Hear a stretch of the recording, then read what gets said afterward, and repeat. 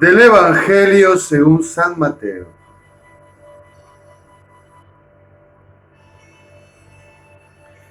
Cuando se fueron, un ángel del Señor se apareció en sueños a José y le dijo: levántate, toma al niño y a su madre, huye a Egipto y quédate allí hasta que te avise, porque Herodes va a buscar al niño para matarlo. Se levantó todavía de noche, tomó al niño y a su madre y partió hacia Egipto, donde residió hasta la muerte de Herodes. Así se cumplió lo que anunció el Señor por el profeta: de Egipto llamé a mi hijo. Entonces Herodes, al verse burlado por los magos, se enfureció mucho y mandó matar a todos los niños menores de 2 años en Belén y sus alrededores, según el tiempo que había averiguado por los magos. Así se cumplió lo que anunció el profeta Jeremías. Una voz se escucha en Ramá, muchos llantos y sollozos. Es Raquel que llora a sus hijos y no quiere que la consuelen porque ya no viven. Palabra del Señor. Gloria a ti, Señor Jesús.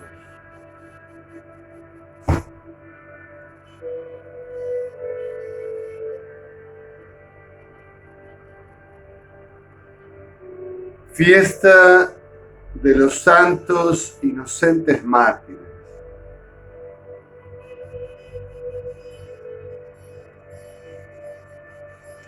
En primer lugar, después de la solemnidad de la Natividad del Señor, la octava de Pascua nos propone un raro triduo, por así decirlo, porque primero celebramos la fiesta del protomártir de San Esteban, hoy la de los santos inocentes mártires, y ayer, en el medio de estas situaciones martiriales, la fiesta de San Juan, apóstol y evangelista, y justamente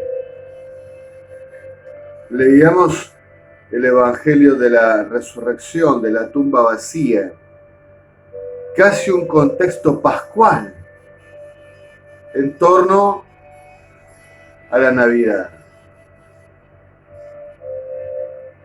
Más allá de cómo ha sido confeccionado estas primeras ferias de la octava en la historia, este presente, que estén así propuestas, no me parece alocado, porque entre la Navidad y la Pascua no hay discontinuidad.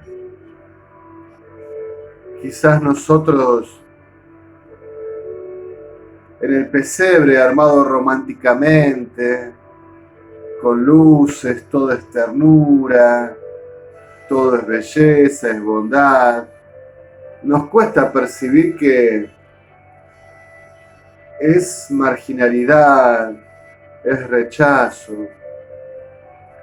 Entre ese rey recién nacido que la madre y su padre depositan entre mantos en la tierra, en la oscuridad de la noche, cuando no hay absolutamente nadie, y la desnudez y el despojamiento de la cruz, del crucificado, no parece haber tanta diferencia. Diría yo que el tránsito del Verbo encarnado por la historia está marcado siempre por su gran generosidad y por el rechazo de los hombres, que no es total, hay quienes lo siguen, pero su gran generosidad, su condescendencia, su amor por nosotros no parece ser bien correspondido o proporcionalmente correspondido por la humanidad.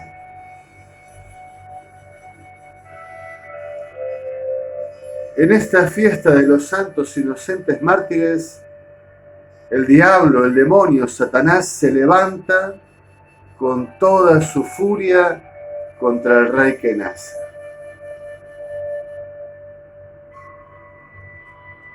Y usando de los poderosos de este mundo, en este caso de Herodes, desata una locura de sangre y de muerte. Hoy diríamos un genocidio. Porque ¿a quién se le ocurrirá mirar positivamente esta reacción de Herodes? De provocar tremenda matanza para no ser amenazado en lo que él piensa que es una amenaza a su posición, a su reinado. ¿Quién no verá aquí una obra diabólica, demoníaca? Solo alguien muy inspirado por el príncipe de este mundo puede desatar semejante matanza cruel.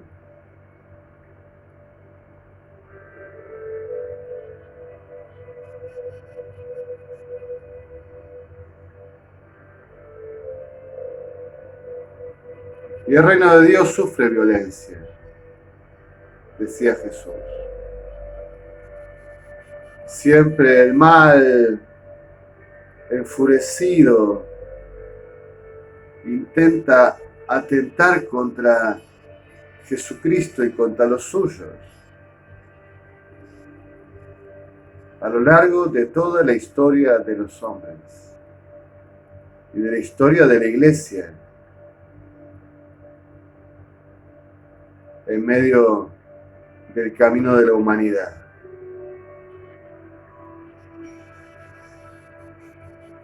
Generalmente cuando llega esta fiesta, percibo que hay una gran prédica centrada en el tema del aborto, de ese gran pecado del aborto.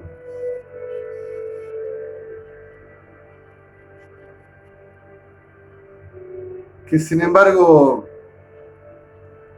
percibo más grave a nivel del empresario, del empresariado que busca en esto un negocio, ya sea en clínicas, ya sea a través de medicación, entre comillas farmacéutica, porque la medicación es para curar, y en este caso parece que la vida de alguien que llega es una enfermedad. Qué absurdo, ¿verdad? Las personas que recurren al aborto, no digo que son excusables, pero allí hay otras motivaciones para analizar. A veces realmente no hay una recta consideración del tema, hay mezquindad, hay egoísmo. Otras veces hay otros factores, ¿no? El temor social, la pobreza, bueno, la violencia. Los factores son distintos, pero digo, me parece que el tema es cómo se ha hecho de este tema del control de la natalidad por medio del aborto, de la anticoncepción y de múltiples formas, un negocio y en el fondo un instrumento del mal contra la persona humana. Y en esto hoy yo incluiría la ideología de género, que ya disipa las identidades de varón, de mujer, y que también disipa la complementariedad de las sexualidades. ordenadas a la procreación, a la fecundación, a formar una familia, a tener hijos, como otros temas todavía más alocados del transhumanismo, de la mezcla entre inteligencia artificial e inteligencia humana, con medios técnicos, chips implantados a nivel neuronal, el hombre robotizado.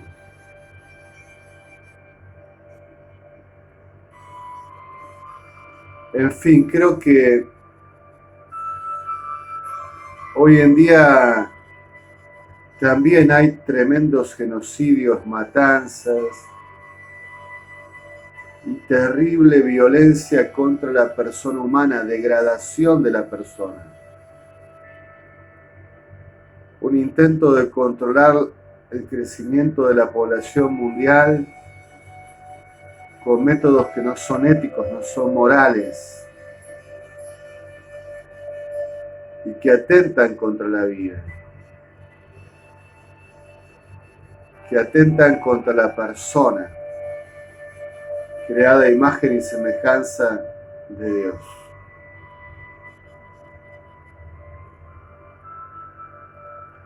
Ya tendremos tiempo también de hablar en la futura fiesta de la Sagrada Familia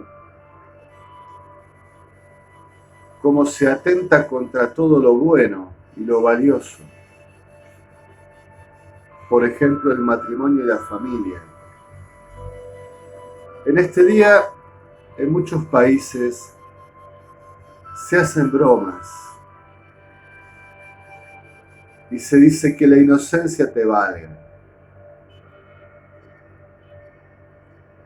Es tremendo que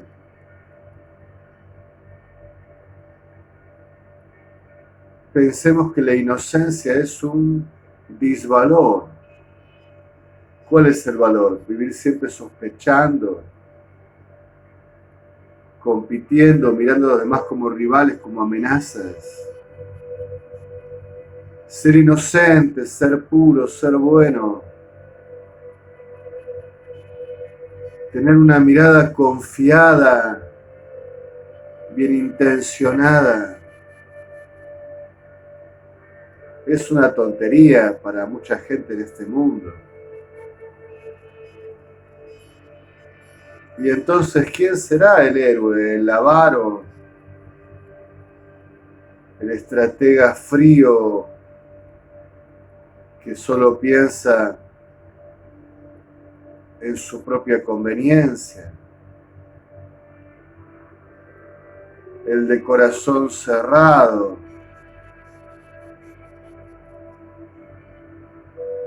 ¿El que sabe ejecutar todo lo necesario para alcanzar sus fines? Ya no cuenta la inocencia, la bondad, la pureza, la confianza de ser bien intencionados y de pensar con buena intención de los demás.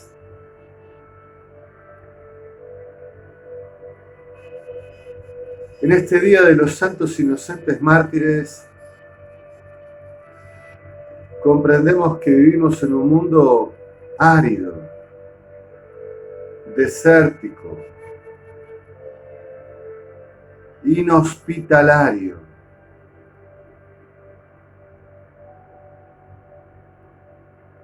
Como un mundo en guerra, todos contra todos.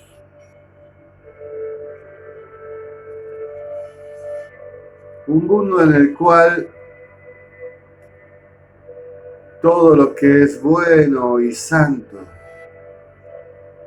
y especialmente todo lo que viene de Dios y de la revelación cristiana, es ninguneado, relativizado, atacado, donde se pierde el sentido de lo que es moralmente bueno, de lo que es ético a nivel personal y social. Un mundo en el cual reina un emocionalismo narcisista. Si lo sentís, hacelo. Esa parece ser la ley. Si lo sentís hacer, impulso tras impulso, desordenado, descarriado,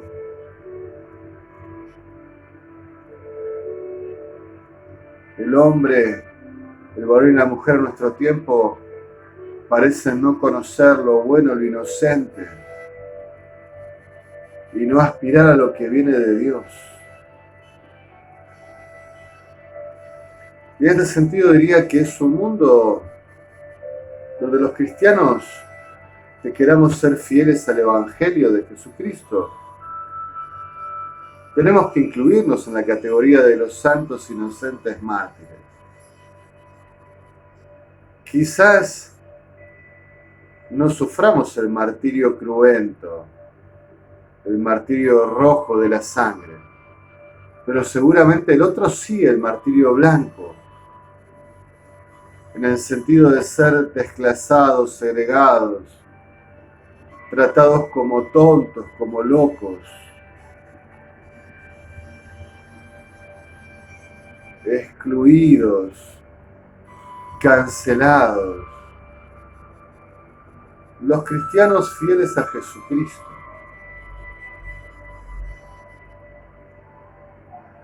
También temo por la iglesia de nuestro tiempo, esta iglesia peregrina, que a veces veo que se esfuerza por acercarse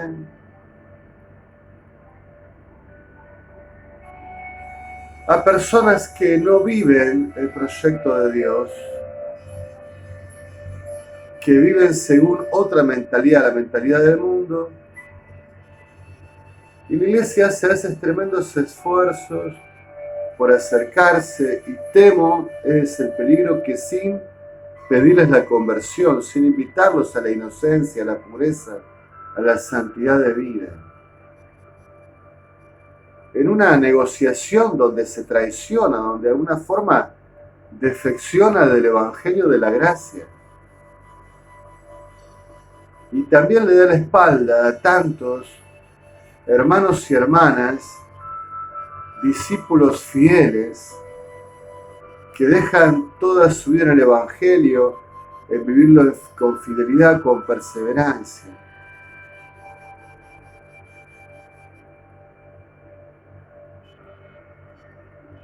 Los niños a veces se quejan que sus maestros recuerdan más a los malos, a los que hacían lío, a los que le hacían la vida imposible. Eso lo guardan en la memoria.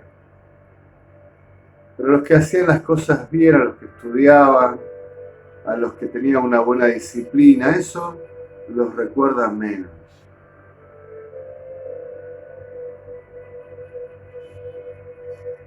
También este es un signo de nuestro tiempo. Esa excesiva concentración en los que están por caminos equivocados, y el olvido y a veces el fastidio con los que permanecen buenos y fieles. Uy, son unos puritanos, uy, son unos rígidos, hoy son rigoristas, hoy son exigentes, les falta la compasión. No, señores, simplemente son fieles. Viven lo que Dios quiere que vivamos. Cortemos en la iglesia con esta misericordia falsa. Una misericordia que no es de Dios, que no pide conversión, que no anuncia santidad, que no invita al Evangelio de la gracia. Una misericordia falsa que convalida el pecado y que no intenta rescatar a los pecadores, sino que los deja enfangados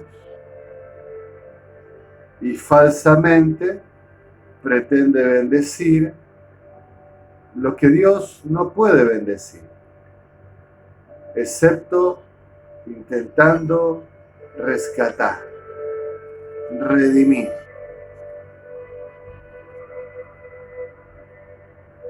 Dios nos bendice en cuanto pecadores para que seamos santos y no para dejarnos en el pecado. La inocencia.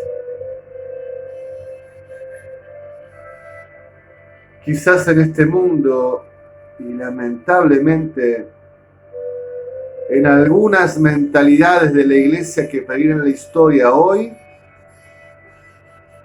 quizás quien se proponga vivir en la inocencia no tendrá otro destino que el martirio.